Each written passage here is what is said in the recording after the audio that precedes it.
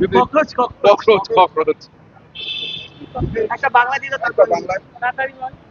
গতকাল কংগ্রেস জনতা পার্টি এবং সিপিএম এর ছাত্র সংগঠনের যে আন্দোলন কলকাতায় হলো, একটা নৃশংসতা দেখা গেল। বর্বরতা, সাংবাদিকদের মারধর, পুলিশকে মারধর, ইট ছোড়া হলো। দেখুন, আমি বলবো যে ছাত্ররা সঠিকভাবে পরীক্ষা দেওয়ার অধিকার রাখে এবং তাদের প্রশ্নপত্রটা সুরক্ষিত রাখার দায়িত্ব সবসময় সরকারের। তাদের শিক্ষিত করার দায়িত্বটা তাদের, যেরকম অভিভাবকদের সেরকম শিক্ষক শিক্ষিকা এবং রাষ্ট্রের।